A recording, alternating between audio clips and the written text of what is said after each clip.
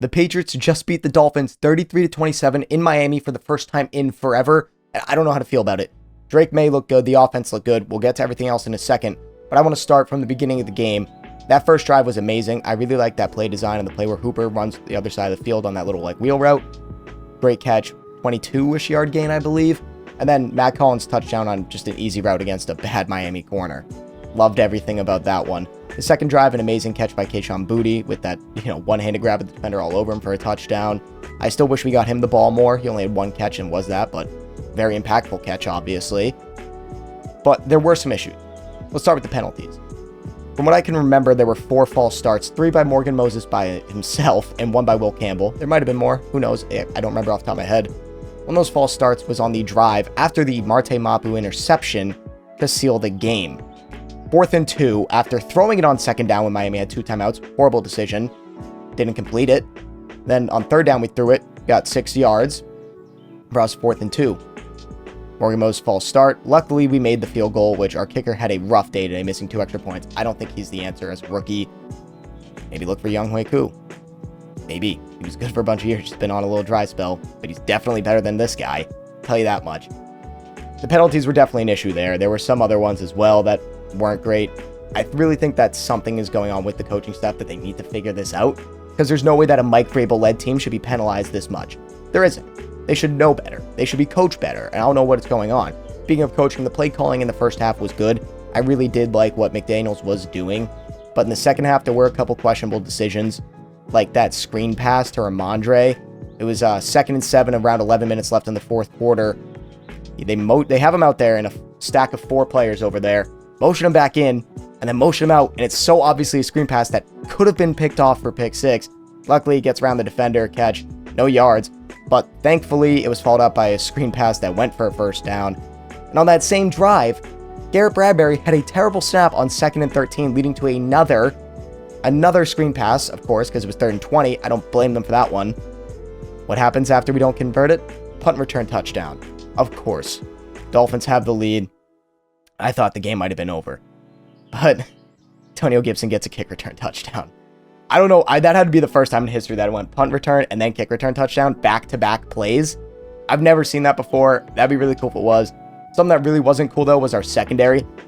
Out routes were open all day. I witnessed like 10 out routes get complete. Same thing in week 1. Middle of the field was open again. Same thing in week 1. No matter what they did, no matter what look we were giving them, something was open. Whether it was Alex Austin or Marcus Jones or someone was open, and I don't think a team has ever needed a player back more than we need Christian Gonzalez back right now, because our secondary cannot cover a high schooler. I could probably get 1 catch for like 2 yards out there. I mean, I know I was a Division III Julian Edelman award-winning flag football champion at the University of Massachusetts, Boston, but I'm not a real football player, and these guys can't cover anybody. I know it's Tyreek Hill, I know it's Jalen Waddle, but Tua had 300 yards after his horrible performance against Indy. We're supposed to be a good defense. We're supposed to be. That was our thing this year. We signed all these guys. We brought in all these guys. We can't guard anything. There was one play specifically, that one deep ball, Tyreek Hill's first deep ball in forever, where Alex Austin should have made a play on it, but he didn't. It was a horribly thrown ball. It was underthrown. Horribly thrown. And if he just looks for the ball, that's an incompletion or an interception. He didn't even try. Terrible cornerback play today. Jalen Hawkins did have a pick, but it was called back as a penalty. Shout out him. I did say something about him in the week 1 video, but he did okay today. The one thing that really threw me off, though, about this game was how our running game looked good. I was shocked. After the week 1 disaster where we had like 60 yards and like 2 point something to carry, we had 122 yards today. Ramondre himself had 11 for 54 and then 5 for 88 receiving with that insane grab along the right sideline and brought it for a ton of yards after catch. First off, great throw by Drake Maye. Great catch by Ramondre over the shoulder. It was amazing. Drake Maye had a great game. 19 of 23, 230, 2 touchdowns, no turnovers, 10 for 31 and a touchdown on the ground. I like when he uses his legs. It was really like 7 for 33, but there was a couple, QB deals. I like when he uses his legs because he's an athletic quarterback. It was funny. I heard a quote there in the broadcast that Drake said, I used to be able to run past guys in college. Now I can't really do in the NFL. But he's not relying on his legs, but he goes to them when he needs to, and he can make plays with his legs. He had a bunch of good gains on the ground and the touchdown, of course. Drake Maye is definitely not as bad as we might have thought after week 1, where he had a decent game, but he missed at least 6 throws in that game. I only saw 1 missed throw today, and every quarterback misses a throw. You know, I brought that up with Jordan Love the other day. I'm fine with that. He had a great game. Ramondre was great. Trevion had a couple good plays receiving as well. But the pass game outside of Ramondre was very spread out. Nobody was targeted too much. I believe like Diggs had like 3 or 4 catches. Hooper had like 3 or 4. Henry had 1 or 2. No one was really getting targets, but I wish Kayshon Boutte was getting more targets because I think he's truly our wide receiver 2.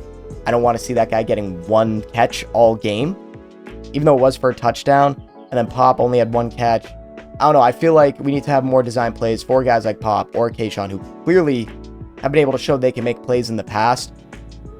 I don't know why we're just getting the ball to Austin Hooper every play, even though he did have that 1 big play. If we can get the ball into the hands of these playmakers like Pop or Kayshon Boutte more, I think this offense will see more success. We had a great game today. We scored 26 offensive points. I'm trying to think of the math there. I don't top of my head. But it was against a horrible defense. The Miami Dolphins are the softest team in the league, and I brought that up in my Dolphins video where I talked about the defense for maybe 15 seconds, and that's where that came up. But throughout the video, I was talking about how unphysical they were last year and how bad they were in general, and you see it again this year. Their offensive line didn't look great.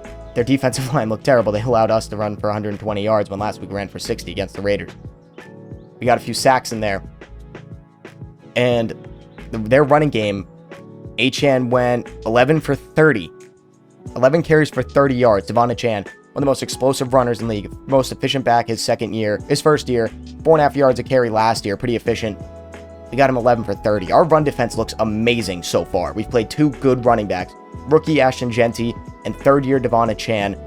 We've done great in the run defense. Our real issue is that secondary that we need to figure out once Christian Gonzalez comes back. Maybe there's some things we could have done right before the season to maybe shore up this secondary, but we didn't do those things. We did the exact opposite of those things. I'm not going to say what it is. But overall, this was a great game for New England. There were a couple moments where I was afraid, genuinely afraid that we were going to lose this game. Tua had a decent game. He went 26 of 32 for 315, 2 and 1. That 1 pick was DeMarte Mapu, supposed to be game-sealing pick, but of course it wasn't. Of course, there had to be some nervousness going on. Watching Tua today, he did not look that good outside of the box score. He missed a few throws. A lot of his throws that were caught were inaccurate, like that Tyreek Hill deep bomb. Dolphins definitely have an issue on their hand there, and I was a Tua supporter, but now I physically don't think I can support him anymore. He just doesn't look that good anymore, because you have Tyreek Hill went for 6 for 109, and Jalen Waddle went for 5 for 68 and 1. It seems like a lot of times, especially Jalen Waddle, they're not really like scheming up touches for him specifically. They are for Tyreek, but with all those motions and all that. But it's like they have to scheme these up because I don't think Tua can make the play on his own.